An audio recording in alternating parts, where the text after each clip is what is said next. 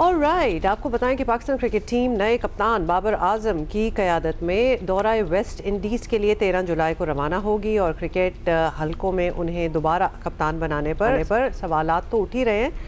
एक तवील अरसे से इंटरनेशनल मैचेस में बाबर आजम कोई मुतासिरकुन बेसिकली परफॉर्मेंस जो है वो नहीं दिखा सके, हेंस ऑल द क्वेश्चंस। दूसरी तरफ ये दलील दी जा रही है कि दौरा वेस्ट इंडीज़ और इंग्लैंड के लिए पाकिस्तानी स्क्वाड में कई नए खिलाड़ी शामिल हैं और शायद यही वजह है कि सेलेक्टर्स ने बतौर सीनियर खिलाड़ी बाबर आजम पर एतमाद किया।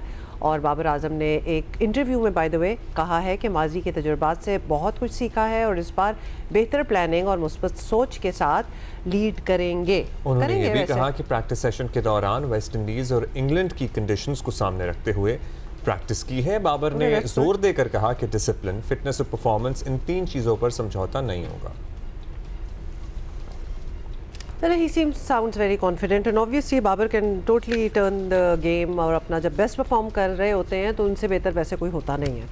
पाकिस्तान क्रिकेट टीम, आपको बता दें कि वेस्ट इंडीज़ में होना क्या है। पहला टेस्ट जो है वो 25 जुलाई 25 जुलाई को होगा। दूसरा टेस्ट जो है वो 2 अगस्त से शुरू किया जाएगा और दौरा इंग्लैंड उसके बाद जो होना है उसमें पाकिस्तान टीम 3 टेस्ट पर मुश्तमिल सीरीज़ का आगाज़ करेगी। 19 अगस्त से ये स्टार्ट होगा। पाकिस्तान की मौजूदा टेस्ट टीम को देखा जाए तो बहुत ज़्यादा उम्मीदें वाबस्ता रखना शायद गैर हकीकी होगा, लेकिन बतौर कप्तान दौरा वेस्ट इंडीज़ बाबर आजम का पहला इम्तिहान साबित होगा।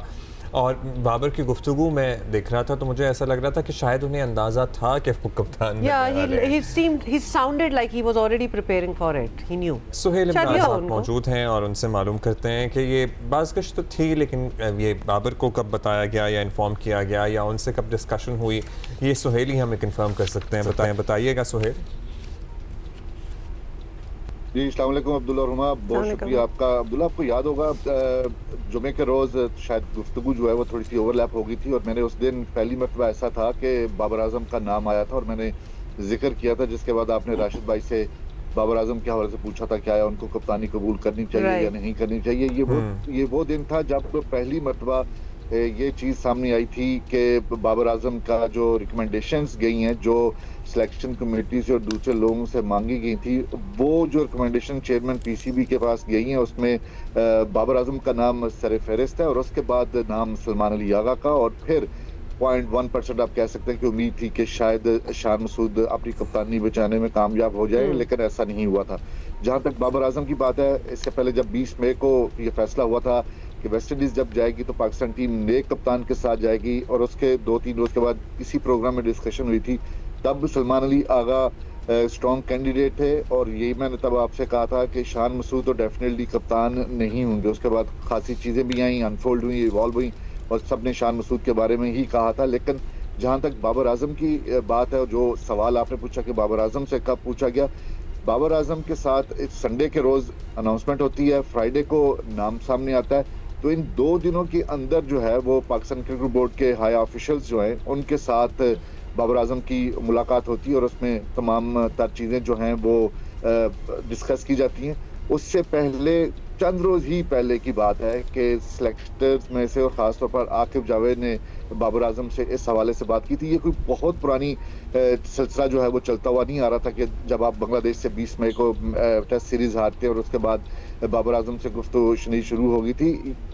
सलमान अली आगा ही कैंडिडेट समझे जा रहे थे। कुछ लोगों ने कहा कि शान मसूद को कंटिन्यू करना चाहिए, लेकिन सिलेक्शन कमेटी का यही था कि अब अभी 9 test matches world test championship के बाकी हैं, तो हमें कप्तान जो है वो तब्दील करके देख लेना चाहिए, ताकि पिछले दफ़ा जब आप आखिरी नंबरों पे थे वर्ल्ड टेस्ट चैंपियनशिप में, शायद ये 9 टेस्ट मैचेस में कप्तान बदलने से टीम की कारकर्दगी भी बदल जाए।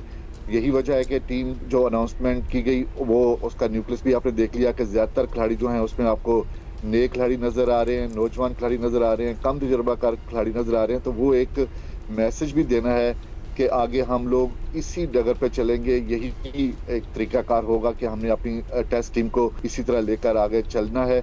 यही वजह है कि अब उसकी बागडोर जो है वो बाबर आजम को दी गई है। और ये इन प्रिंसिपल तो बड़ी अच्छी बात है कि जब आप नए खिलाड़ी लेके जा रहे हो तो फिर आपके सीनियर जो खिलाड़ी हों वो ही लीड कर रहे हो, which is great in principal.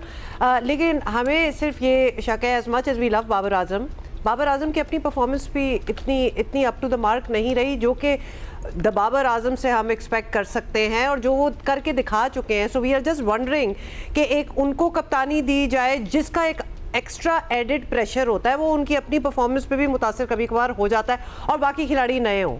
तो ये combination I mean great to try it out, लेकिन रिस्की भी हो सकता है। जी हुमा, बिल्कुल आप वो वाली आपने बात की है जो इस वक्त डिस्कस भी हो रही है, जो बहुत ज्यादा क्रिकेट के हलकों में लोग भी इसके ऊपर मुबसरीन माहिरीन इसी चीज के ऊपर बात कर रहे हैं। लेकिन बाबर आजम का अगर टेस्ट की कप्तानी के हवाले से रिकॉर्ड देखा जाए तो वो बुरा रिकॉर्ड नहीं है, वो 50% से ज्यादा उनका है। जो आपने 16 टेस्ट मैचेस में 4 हारे हैं, 4 जीते हैं, 12 हारे, कम से कम उससे रिकॉर्ड बाबर आजम का बेहतर है।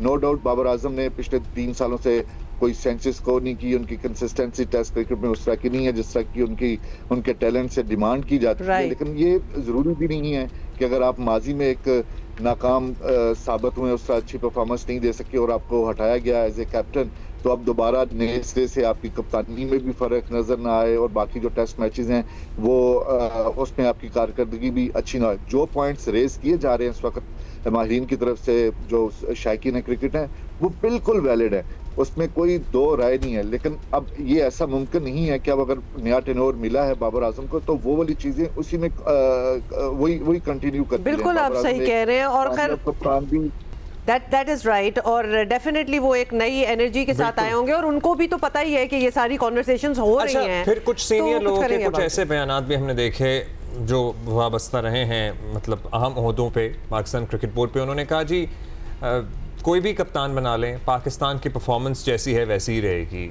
इस पे भी बड़ी बात हो रही है। ये वैसे नेगेटिव बात है करने के लिए, क्यों मैंने नहीं की। I know whoever is saying that, take the name जी। So, इस पे क्या गुफ्तगू हो रही है क्रिकेटिंग हलकों में?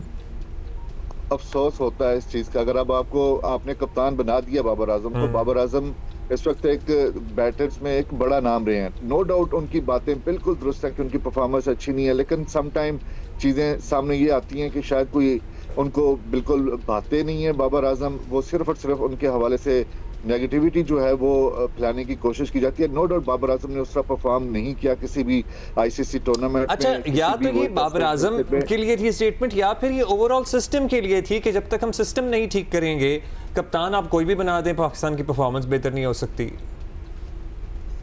लेकिन अब्दुल्ला हुमा, अभी आप देखें कि पहले आप एक ही तरह की टीमों के साथ चल रहे थे। एशियन गेम्स के लिए आपने जिस तरह की टीम दी, वो एक आपने मैसेज देने की कोशिश की कि हम 2027 का जो 2028 का जो खेला जाएगा वर्ल्ड कप खेला जाएगा T20 का, हम किन खिलाड़ियों के साथ जाने की कोशिश कर रहे हैं। आपने सेंट्रल कॉन्ट्रैक्ट बनाया, उसमें आपने ए कैटेगरी और उसके बाद AP कैटेगरी भी अनाउंस कर दी और इसके साथ साथ ये भी कहा कि जो टेस्ट खेलते होंगे उनका कोई ताल्लुक नहीं होना चाहिए T20 के साथ और तीनों फॉर्मेट की टीमें अलग अलग होगी।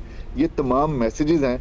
जो सिस्टम पहले गलत था तो जरूरी नहीं है कि वो सिस्टम ही चलता रहे। अब उसको बेहतर करने की अगर कोशिश की गई है और सबको मैसेज दे दिया गया कि आप वाइट बॉल की तरफ रहेंगे, आपका टेस्ट के साथ फोकस होगा।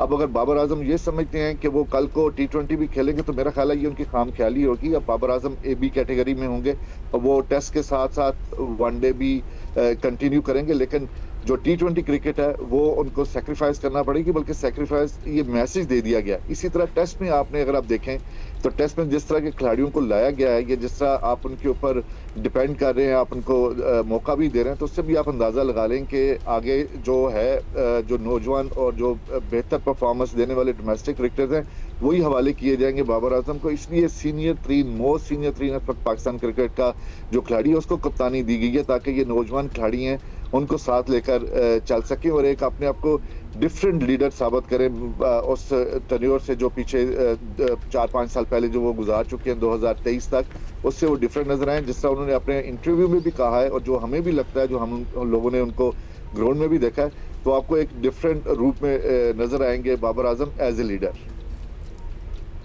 अच्छा, ये भी बताइएगा, शकील की बात करने लगे। हाँ बिल्कुल, साउथ शकील का भी बता दें क्योंकि वेस्ट इंडीज के टूर के लिए तो उनको नहीं रखा, लेकिन as a 17th player England tour के लिए रख लिया है। मतलब कंसिडरिंग कि हमारा और ये फिटनेस से बिल्कुल, तो फिटनेस के हवाले से भी उनको बता दें कि क्या हुआ है उधर। और हमारा मिडिल ऑर्डर जो है वो जरा कमजोर है, तो इनको यूटिलाइज भी किया जा सकता है।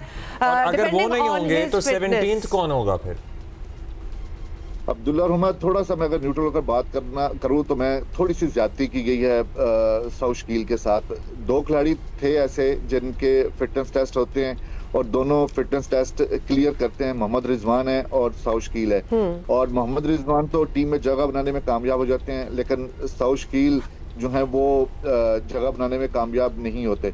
लेकिन इसके साथ अगर आप ये देखें कि उनकी पिछले दिनों जो सीरीज थी, खासतौर पर बांग्लादेश के खिलाफ जो सीरीज रही थी और साउथ अफ्रीका के खिलाफ जो होम सीरीज थी, उसमें वो उस तरह परफॉर्म नहीं कर सके थे। खासतौर पर जो उनकी 4 इनिंग्स थी बांग्लादेश के खिलाफ बांग्लादेश में, उनके ऊपर बहुत ज्यादा सवालात उठे थे।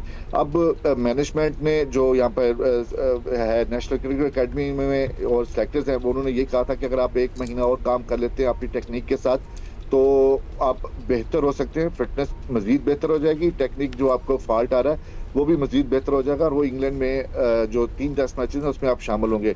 जो अभी तक की सूरत हाल है, जो हालात है, जो हमें बताते हैं वो यही है कि डेफिनेटली साउथ शकील जो हैं वो शामिल जरूर होंगे इंग्लैंड के खिलाफ सीरीज में। जहां तक उनकी फिटनेस के हवाले से बात है, अभी तक तो हालात सर्जरी जी बताएं जी साउथ शकील को एक छोटी सी उनके बोन में एक सर्जरी की जरूरत थी, जो कि होना है, लेकिन वो ऐसी नहीं है कि वो फौरी तौर पर होने की जरूरत है, लेकिन वो उनको थोड़ा सा डिस्टर्ब जरूर करती है। लेकिन जिस तरह का डॉक्टर जावेद मुगल जो अभी काम कर रहे हैं साथ, उन्होंने उनको ऐसे प्लान्स दिए हैं कि वो थोड़ा सा उसके ऊर ओवरकम किया, वो आइंदा आने वाला सीजन जो है वो इसी तरह गुजार सकते हैं। उसके बाद जब उनको लंबा गैप मिलेगा टेस्ट मैचेस के दौरान तो वो अच्छा एक और भी जरा बताइएगा सिचुएशन। रिजवान की अभी बात कर रहे थे, वो भी हैं, ज़ाहिर है गाजी भी हैं, टूर बड़ा है, तो गाजी और रिजवान क्या एक वक्त में टीम में खेल सकते हैं, या मतलब फिर कीपिंग कौन करेगा? एज अ बैटर रिजवान आएंगे या एज अ बैटर गाजी आएंगे?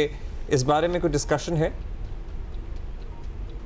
अब्दुल्ला, गाजी गौरी और रिजवान जब वनडे स्क्वाड में थे तब तो ये ऐसा मुमकिन था कि दोनों एक साइड में खेल सकते, लेकिन टेस्ट में ऐसा मुमकिन नहीं होगा।